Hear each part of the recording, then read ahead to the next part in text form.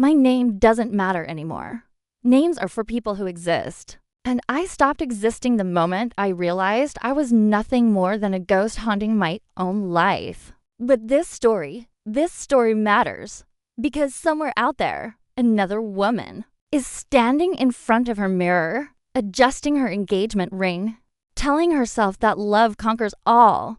She needs to know what I know now. She needs to understand that sometimes the person you love most is the one slowly poisoning your soul.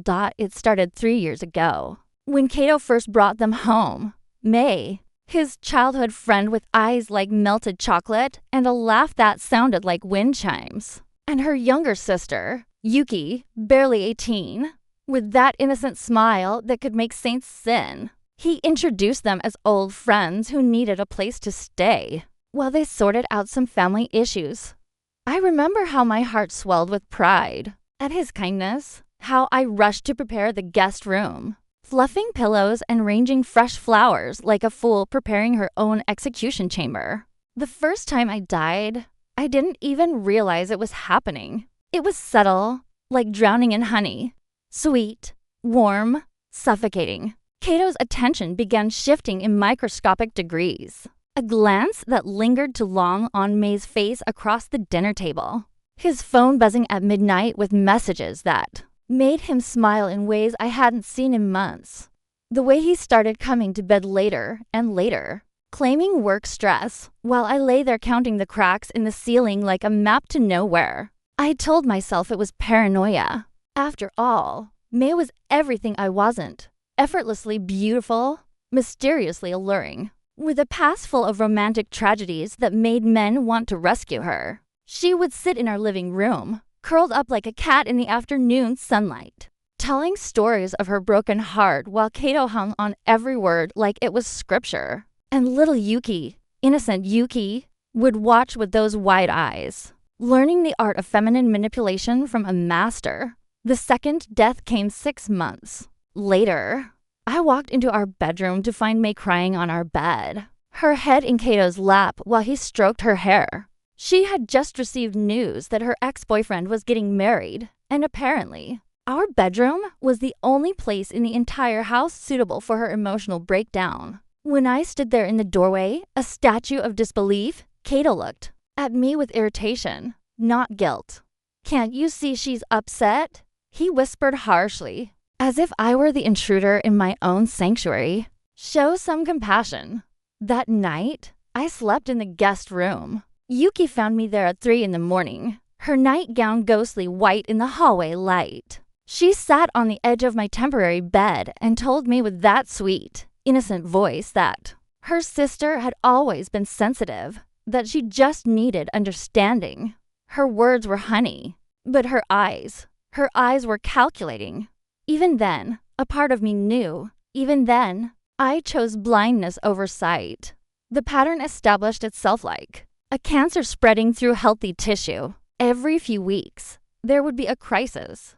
May would need comfort, support, a shoulder to cry on. And somehow, that shoulder was always Kato's. I became the supporting actress in my own love story, relegated to making tea and offering tissues, while watching my fiancé fall deeper under her spell. But the real cruelty wasn't in what I could see. It was in what I couldn't prove. The way conversations would stop when I entered a room. The inside jokes that didn't include me. The way May would touch Kato's arm when she laughed. Her fingers lingering just long enough to plant seeds of doubt in my mind while maintaining plausible deniability. And Yuki, sweet manipulative Yuki, would always be there to smooth things over, to make me feel guilty for my suspicions. "You're so lucky to have someone as understanding as Kato," she would say, her voice dripping with false sincerity. Not every man would be okay with his fiancé being so insecure. The word became a knife they used to carve away pieces of my self-worth. Every time I voiced a concern, every time I asked a question, every time I dared to trust my instincts, I was being insecure, unreasonable, paranoid. They turned my intuition into a character flaw, my pain into a personality defect. The third, death was the slowest, It happened over the course of a year. As I watched myself disappear piece by piece, I stopped wearing the clothes Kato once complimented because May had mentioned. They were a bit much. I changed my hairstyle because Yuki innocently suggested that my old one was so last season. I became a ghost of myself, haunting my own life, while to strangers rewrote the story of who I was supposed to be. And through it all, I planned a wedding. Because that's what you do when you're engaged, right? You plan the perfect day, you choose the flowers, you taste the cake. You pretend that the man you're marrying still sees you as more than an obstacle to his happiness. I spent months designing my dress, a flowing white gown that would make me look like a princess from a fairy tale. But fairy tales are lies we tell ourselves to make the nightmare bearable. The fourth death came on a Tuesday. I remember because I had taken the day off work to meet with our wedding planner. I came home early, excited to share the new menu options we had discussed, only to find our living room transformed into an intimate dinner scene. Candles flickered on every surface, casting dancing shadows on the walls. Soft music played from our expensive sound system. And there, at our dining table set for 4, sat Kato with May and Yuki, laughing like they were the only people in the world. They had cooked together in our kitchen, using our plates, our cutlery, our wine glasses. They had created a perfect domestic scene that didn't include me. When I stood there in the doorway, still holding my purse, still wearing my coat, still believing I belonged in my own home, they looked at me like I was interrupting something sacred.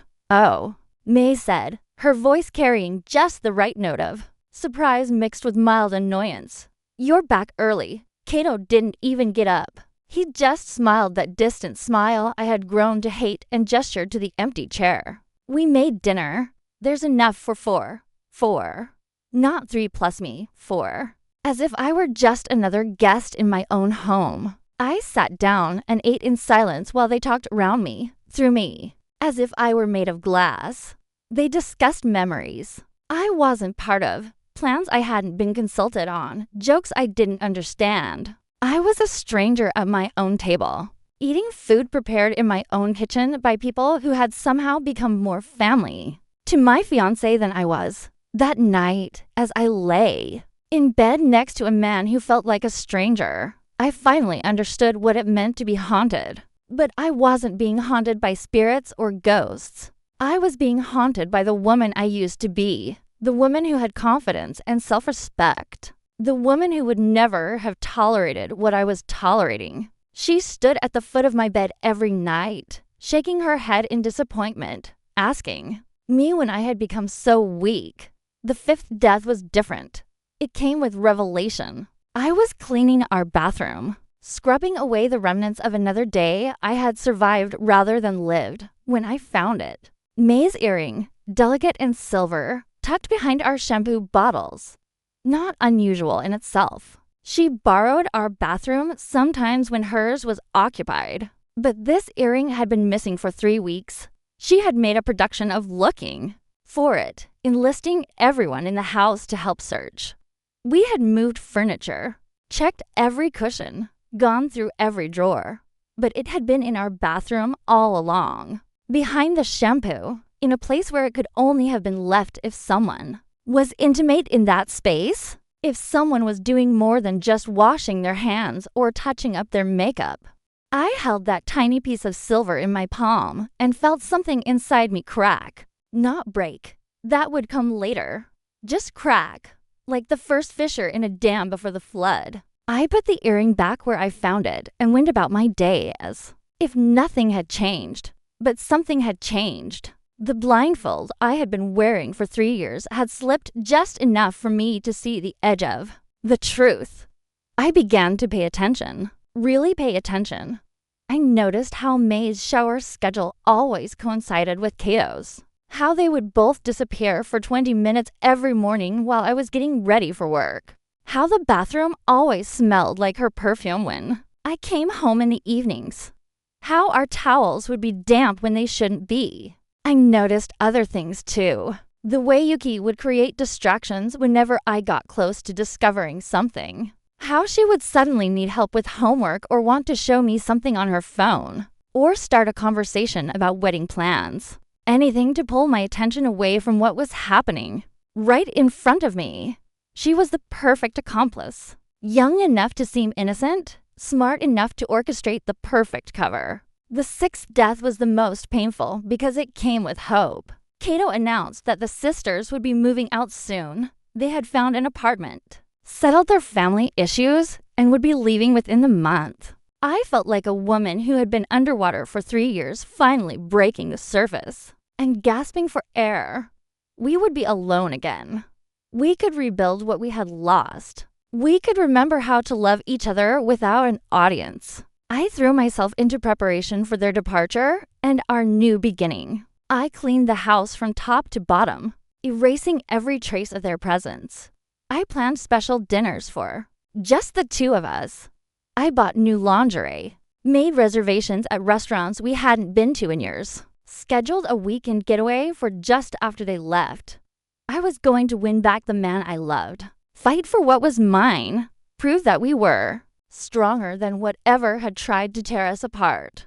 But that hope was just another death in disguise. Because 3 days before they were supposed to leave, Kato came home with tears in his eyes and devastation written across his face. There had been a crisis.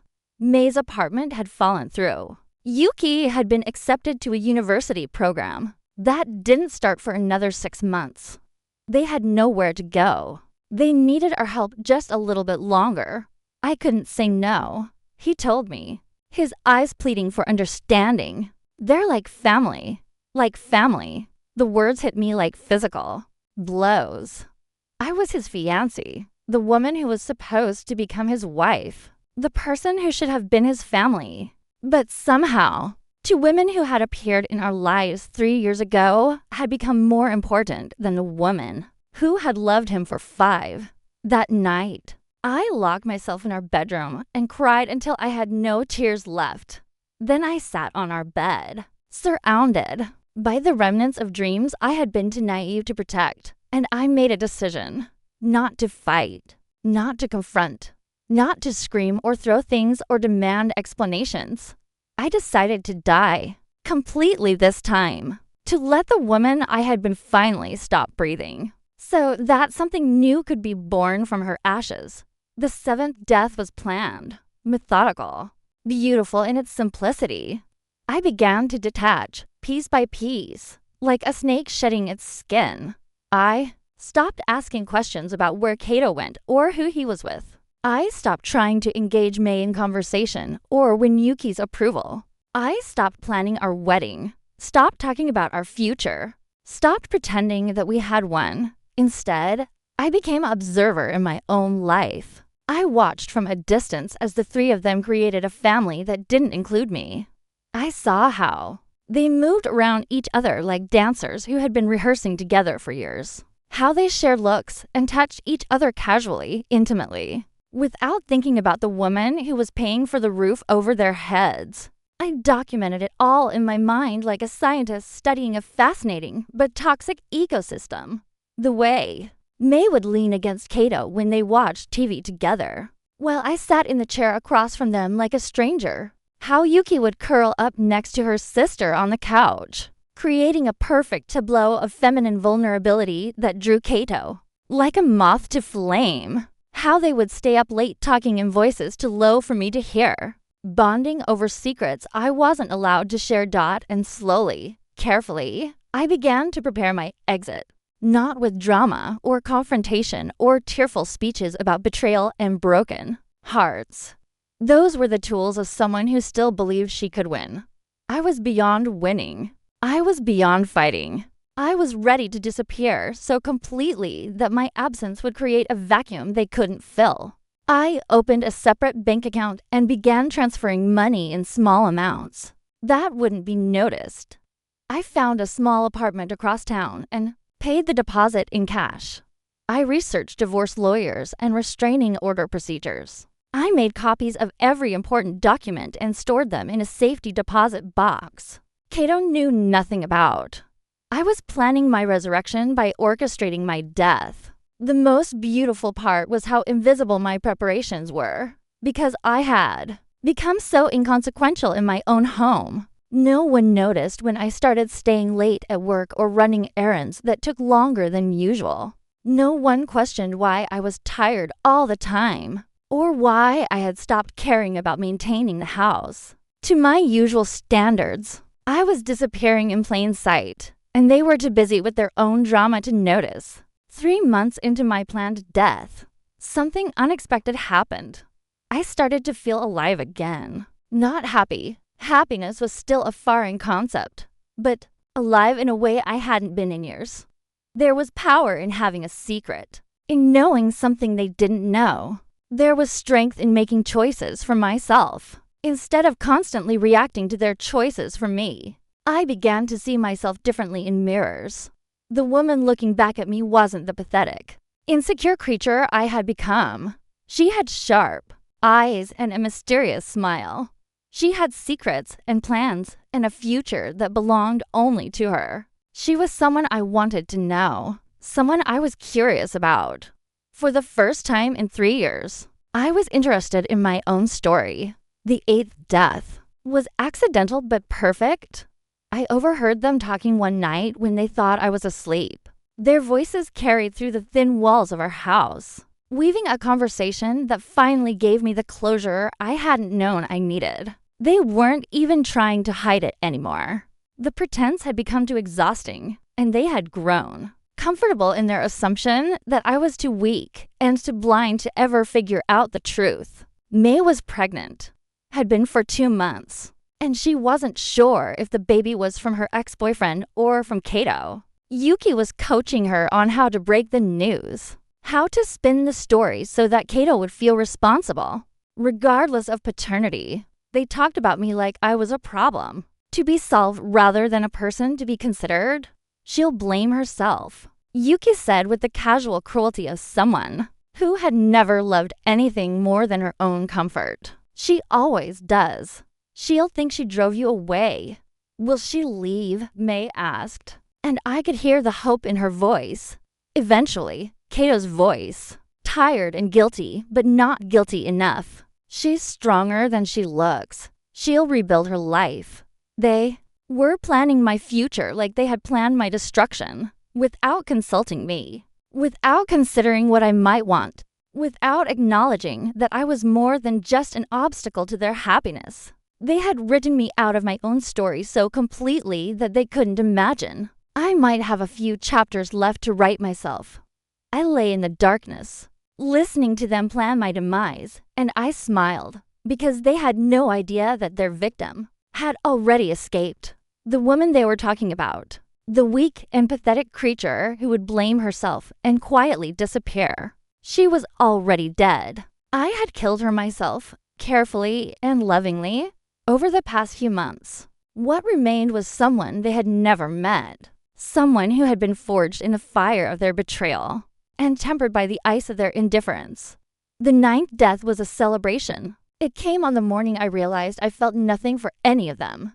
Not love, not hate, not anger, not even disappointment. They had become characters in a story I was no longer interested in reading. I looked at Kato across the breakfast table, the man I had loved with every piece of my soul, and felt the same mild interest I might have for a stranger on a bus. It was liberating in a way I had never imagined possible. For 3 years, my entire emotional landscape had been shaped by their actions, their moods, their needs. I had been a satellite orbiting their drama, my entire existence dependent on their gravitational pull. But now, I was floating free in space, untethered and weightless, seeing the whole system from a distance that revealed just how small and insignificant it really was. That day, I called in sick to work and spent 8 hours sitting in my car at the beach, watching the waves crash against the shore and thinking about transformation. The ocean was the perfect metaphor for what I was becoming, calm on the surface but hiding depths that could destroy anything foolish enough to underestimate its power. I was learning to be like water, flowing around obstacles instead of breaking against them, finding the path of least resistance while slowly wearing away everything in my path. When I came home that evening, they were all in the living room, looking cozy and domestic in a way that would have shattered me 6 months ago.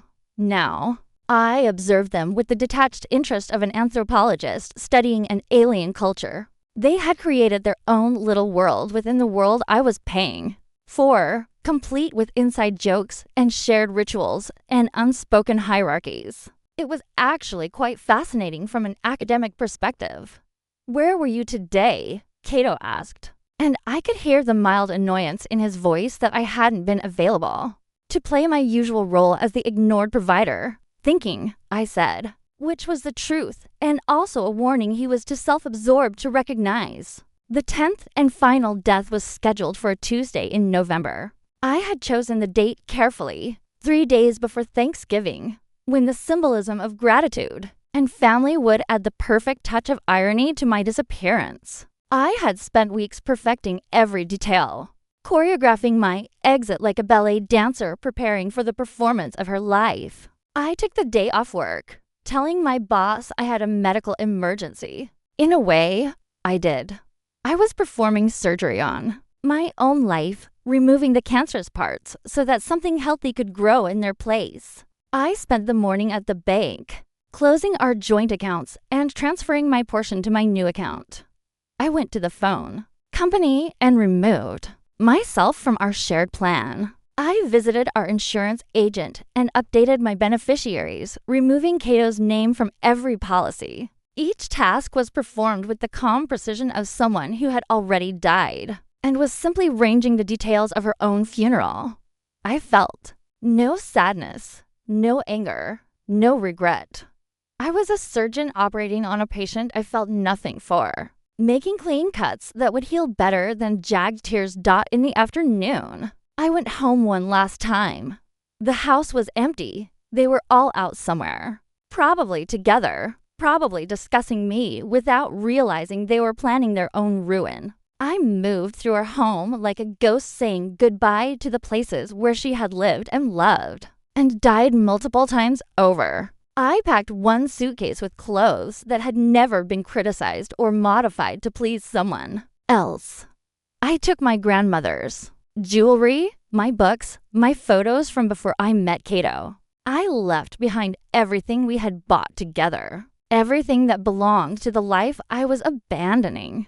I wanted no souvenirs from my own destruction, but I did leave them something on our kitchen table, weighted down by the engagement ring I was leaving behind. I placed a single sheet of paper with a message that would haunt them forever. I know about everything.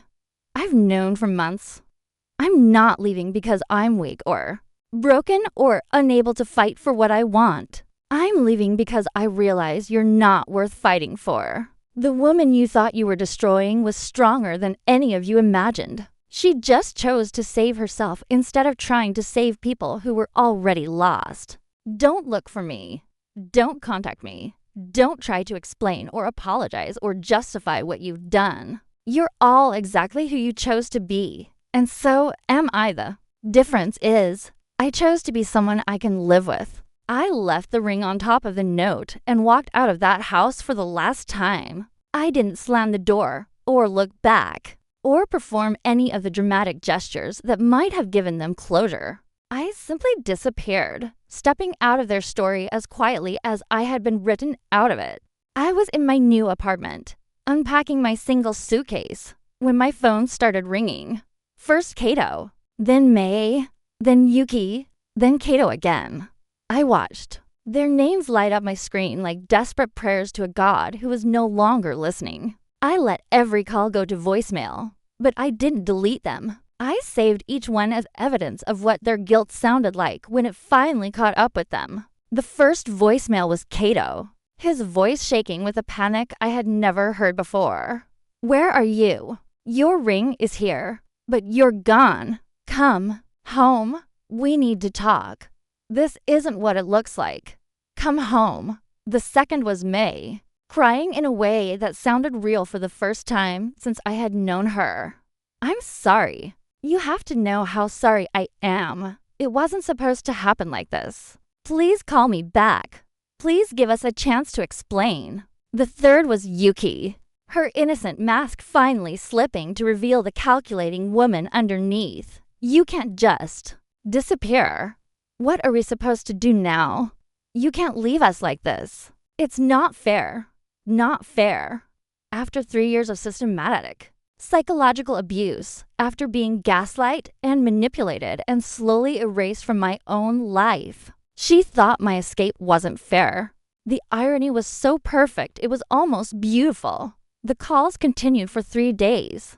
Dozens of them, each more desperate than the last. They tried every approach: guilt, anger, false promises, real tears, threats of self-harm, declarations of love that came 3 years too late. But I had died to all of it months ago. Their words were falling into a void where my feelings for them used to live. On the 4th day, the call stopped. Instead, I got a single text from Kato. I went to your office. They said you transferred to the branch in Seattle. They said you've been planning it for months. How long have you been planning to leave us? Leave us. As if the 3 of them were a unit, and I was the outsider who had abandoned the family. As if I hadn't been systematically excluded from their intimate circle for 3 years. As if my departure was a betrayal instead of an escape. I didn't respond. I was done being their audience, their victim, their supporting character. I had written myself out of their story so completely that I might as well have never existed. And that was exactly what I wanted. 2 weeks later, I heard through mutual friends that Kato had suffered what they called a breakdown. He couldn't eat, couldn't sleep, couldn't function at work. He had hired a private investigator to find me, but I had covered my tracks too well. He was seeing a therapist, they said, trying to understand how he had driven away the love of his life. Love of his life. The words should have meant something to me, but they bounced off my heart like rain off glass. You don't systematically destroy the love of your life. You don't replace her with other women and then call her irreplaceable. When she finally saves herself, love doesn't look like what he had given me. Love doesn't feel like slow poison disguised. As devotion.may, I learned, had miscarried. The stress of my sudden departure had apparently triggered complications that ended her pregnancy. She was devastated, not just by the loss, but by the realization that she had destroyed her safety net for a future that no longer existed. Without me there to pay the bills and provide stability, Kato couldn't afford to take care of both sisters. Their perfect little family was falling apart without the foundation they had taken for granted. Yuki had moved back in with their parents, her college dreams derailed by the financial chaos my departure had created. The scholarship she had been counting on required a stable housing situation, and their parents' tiny apartment didn't qualify. She was working part-time at a grocery store, her future as uncertain as the family dynamics she had helped orchestrate. I should have felt satisfaction hearing about their struggles. I should have felt vindicated knowing that my absence had created exactly the kind of chaos they deserved. But I felt nothing. They had become characters in someone else's story, and I was no longer interested in reading that particular genre. Instead, I focused on my rebirth, because that's what this was. Not just an escape, but a complete transformation into someone I had never had the chance to become. For 5 years, I had defined myself in relation to Kato. For 3 years, I had diminished myself to make room for May and Yuki. Now, for the first time in nearly a decade, I was alone with myself, and I was fascinated by what I found. I was stronger than I had ever imagined. I was more resilient than anyone had given me credit for. I was capable of making decisions and sticking to them, of creating a life based on my own values instead of someone else's expectations. I was, it turned out, exactly the kind of person I would want to be friends with. My new job in Seattle was everything the old one hadn't been: challenging, fulfilling, respected. My colleagues saw me as competent and confident because that's who I was when I wasn't being. Constantly undermined, I made friends easily because I wasn't carrying the weight of a failing relationship or the stress of living with people who saw me as an inconvenience. I bought a small house with a garden where I grew vegetables and flowers I had never had time for before. I took cooking classes and learned to paint watercolors and joined a hiking group that met every weekend. I dated casually, learning to trust my instincts about people instead of ignoring red flags in the name of love. 6 months after my escape, I realized I couldn't remember the last time I had thought about any of them without prompting. They had become distant memories, like characters from a book I had read years ago and half forgotten. The woman who had loved Kato desperately, who had tolerated May's manipulation, who had been fooled by Yuki's innocent act. That woman felt like someone I had known once, but no longer had anything in common with. A year later, I got an invitation to my replacement's wedding because, of course, Kato had found someone new. Someone young and naive and willing to believe that his previous relationship had ended because his ex-fiancée was unstable and jealous and couldn't handle his close friendship with his childhood friends. I wondered if May and Yuki were living with them, if the cycle was starting all over again with fresh victims. I threw the invitation away without reading the details. Their story was no longer mine to follow. 2 years later, I met David, not in a romantic comedy meet-cute or through a dating app, but in a bookstore on a rainy Tuesday afternoon. We were both reaching for the same book, a memoir about resilience and transformation, and we laughed about the coincidence. He suggested we could share it, read it at the same time, and discuss it over coffee. What struck me about David wasn't his looks or his charm or his potential as a romantic partner. It was the way he listened when I spoke, the way he asked questions that showed he was actually interested in my answers, the way he made room for me in conversations instead of waiting for his turn to talk. It was the way he respected my boundaries when I said I wasn't ready for anything serious, and how he continued being my friend without any expectation. That friendship would lead to something else. It took me 6 months to tell him about my previous relationship, and when I did, his response was everything I needed to hear. You weren't the problem in that situation. You were the solution. You solved it by removing yourself from people who didn't deserve you. He didn't try to fix me or rescue me or convince me that not all men were like Kato.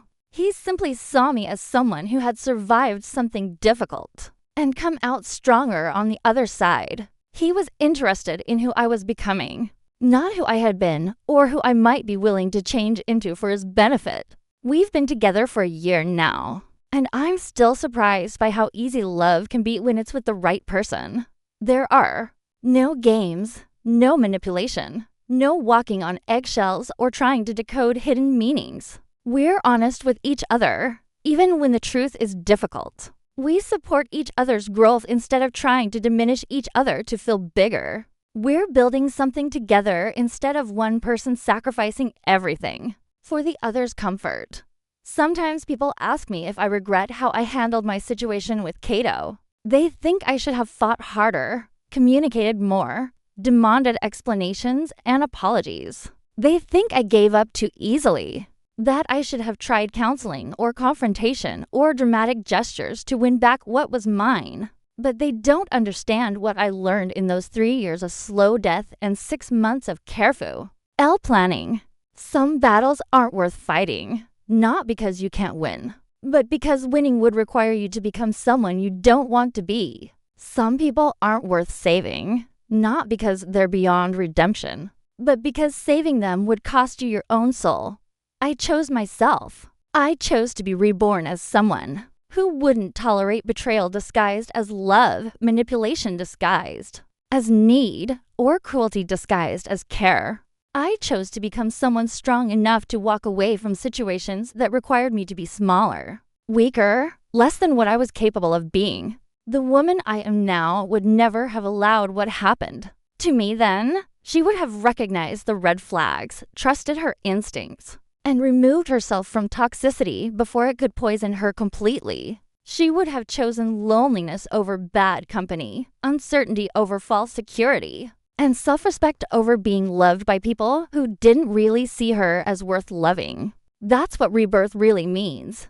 Not a magical transformation or a dramatic reinvention, but the slow, careful process of becoming who you were always meant to be before the world convinced you to be. Smaller. It means shedding the parts of yourself that were created to please other people and nurturing the parts that were always authentically you. I don't know what happened to Kato, May, and Yuki after that first year. I don't Google their names or check their social media or ask mutual friends for updates. They exist in my past like a cautionary tale I tell myself when I need reminding of how strong I really am. They were the fire that forged me into someone unbreakable, and for that, I suppose I should be grateful. But I don't feel grateful. I don't feel angry either. I feel free. Free from the weight of carrying other people's emotions, free from the exhaustion of trying to earn love from people who were incapable of giving it. Free from the prison of a life that was slowly killing everything beautiful about who I was meant to be, sometimes. Late at night when the world is quiet and I'm alone with my thoughts, I think about the woman I used to be, the one who believed that love meant sacrificing yourself completely for someone else's happiness. The one who thought that being chosen was more important than being valued. The one who was so afraid of being alone that she accepted being lonely in a house full of people who saw her as expendable. I feel compassion for her, the way you might feel compassion for a younger sister who was making mistakes you've learned from. But I don't mourn her death. She had to die so that I could live. She had to disappear so that someone stronger could take her place. Her death was not a tragedy, but a metamorphosis. Not an ending, but a beginning. Today, I woke up in my own bed, in my own house, next to a man who loves me not despite my strength, but because of it. I made coffee in a kitchen where no one criticizes my choices. In a home where my presence is celebrated rather than tolerated. I looked in the mirror and saw a woman I respect. Someone I'm proud to be. Someone who has learned that the most powerful thing you can do is save yourself. This is what it means to be reborn. Not to start over, but to continue with wisdom. Not to forget the past, but to let it teach you rather than define you. Not to become someone new, but to become who you always were underneath the layers of other people's expectations and demands.